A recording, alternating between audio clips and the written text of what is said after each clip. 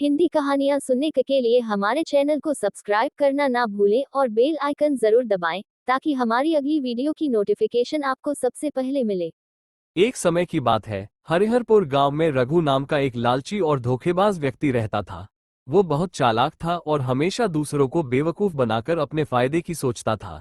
खेतों में काम करने वाले मजदूरों को कम मजदूरी देता, गरीबों से ब्याज पर पैसा देकर उनका सब कुछ हड़प लेता।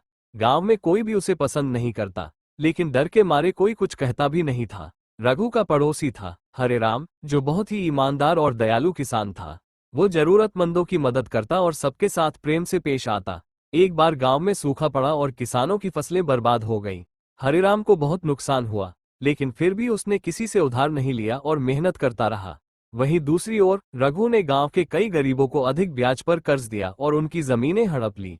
कुछ सालों में वो बहुत बड़ा जमींदार बन गया, लेकिन जैसे जैसे वक्त बीतता गया, रघु का लालच बढ़ता गया और लोगों की बद्दुआएं भी। एक दिन उसकी बेटी को तेज बुखार हो गया। शहर ले जाने के पैसे तो थे, लेकिन किसी ने उसे मदद देने को तैयार नहीं हुआ। डॉक्टर बुलाने तक से लोग मुकर गए।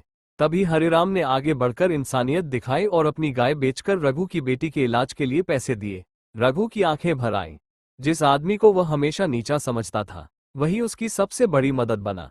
इसके कुछ महीनों बाद रघु की चोरी हो गई और सारा धन लुट गया। उसने जब पुराना व्यवहार दोहराना चाहा, तो किसी ने मदद नहीं की। उसकी जमीनें चली गईं और वह खुद मजदूरी करने को मजबूर हो गया।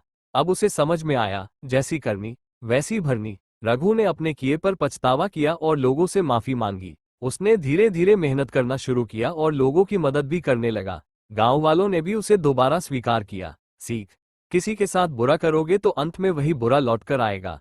इंसान को हमेशा ईमानदार, दयालु और न्यायप्रिय रहना चाहिए। जैसी करनी वैसी भरनी, ये जीवन का अटल सत्य है।